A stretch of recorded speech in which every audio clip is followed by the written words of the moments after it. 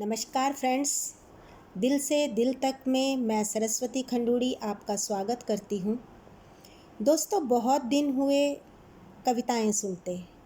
आज मैं एक कहानी लेकर आई हूँ आप सबके लिए। कहानी का शीर्षक है यशोदा मैया। हरकू आज बहुत उदास था। उसके बेटे रविशंकर की 10वीं की फीस भरने का आज आखिरी दिन है, पर उसके पास तो धेला भी नहीं।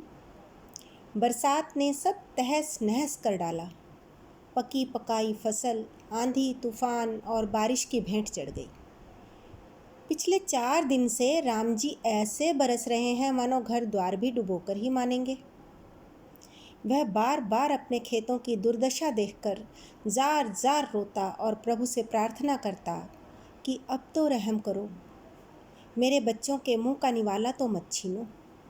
अगर ये गेहूं की फसल का एक हिस्सा भी बच जाता तो बच्चों के पेट भरने का जुगाड़ हो जाता। कहाँ तो हर कुछ चंद दिनों पहले खूब खुश था कि अब की बार तो फसल बहुत अच्छी हुई है। तीनों बच्चों की फीस, कॉपी किताब का खर्चा निकाल कर भी अपनी अमरू के लिए नए कपड़े ले आऊँगा। बच्चों की स्कूल की वर्दी भी नई ही सिलवा लूँगा। बैसाखी पर मेला घुमा लाऊँगा। बनिए का उधार भी चुक जाएगा और फिर हाथ में कुछ जमा रकम बच जाएगी। पर हाय रे किस्मत, क्या सोचा था और क्या हो गया। बारिश का कहर आधी रात को ऐसा टूटा कि संभलने का मौका भी न मिला।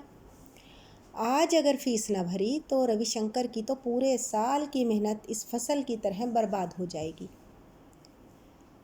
घर में अमरू अलग परेशान थी।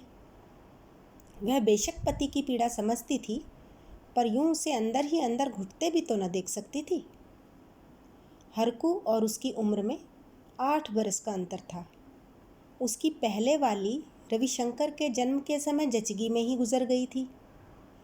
नन्ही सी जान को बाप के पल्ले डालकर गहना तो चली गई, पर छोड़ गई हरकू के लिए परेशानी भरी जिंदगी। जो हरकू अपने आप से एक गिलास पानी लेकर न पीता था, वो इस बच्चे की जिम्मेदारी भला कैसे निभाता। गांव वालों और रिश्तेदारों के मनाने से वह अमरू से शादी करने को तैयार हो गया था, और अमरू के पति ने उसे इसलिए छोड़ दिया था कि वह देहाती थी, शहरी तौर तरीकों से अनजान थी। उसकी नज़र में वह गंवार थी।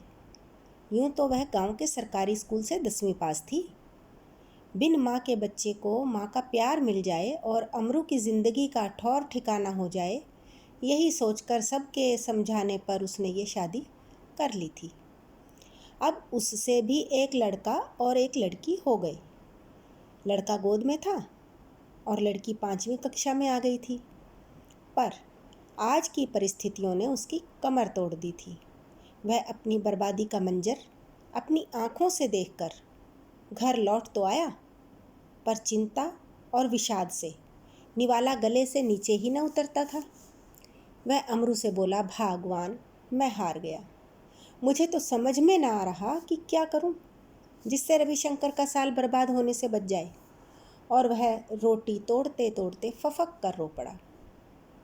अमरू ने अपने आंचल से हरकू के आंसू पोंछे और उसे ढाढ़स बंधाया। फिर वह भीतर से एक डिब्बा उठा लाई और हरकू के आगे रख दिया। यह क्या है? हरकू ने सवालिया नज़रों से अमरू की तरफ देखा।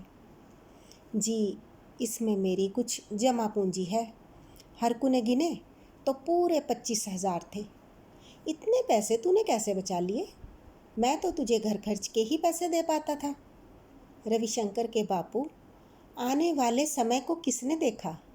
कभी भी किसी के भी सिर पर संकट आ सकता है। यही सोचकर कई बरसों से हर महीने थोड़ा थोड़ा जमा करती रहती थी।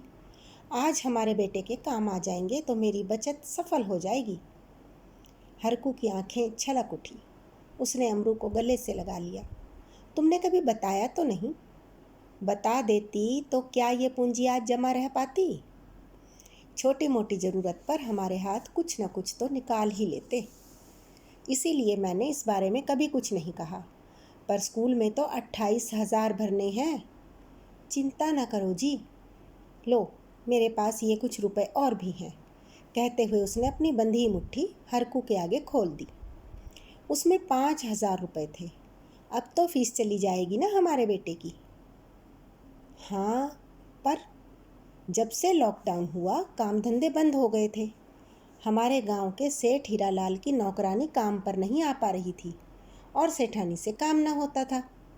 उन्होंने मुझसे पूछा तो मैंने हाँ कर दी और उनके घर का कुछ काम समय निकाल कर करने लगी। आप नाराज ना हो जाएं इसलिए नहीं बताया। रविशंकर के बापू किसी की ज़रूरत पर काम आना चाहिए यही सोचकर काम कर देती थी, पर सेठानी ने मुझे मेरा मेहनताना दिया। अब तो हरकू को अपना कद अमरू के मुकाबले छोटा नज़र आ रहा था।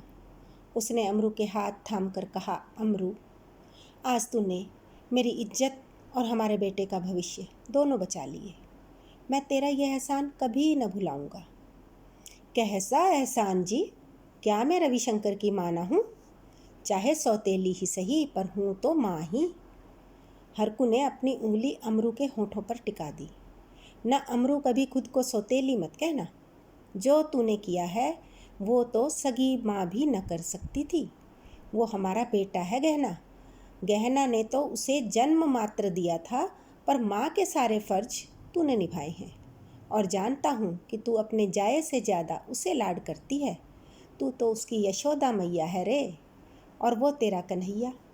कहता हुआ वह फीस भरने स्कूल की तरफ तेज़ कदमों से चल दिया। अब वह स्वयं में एक नई ऊर्जा महसूस कर रहा था, अमरू के रूप में। धन्यवाद। आपको मेरी ये कहानी कैसी लगी? कमेंट करके अवश्य बताइएगा।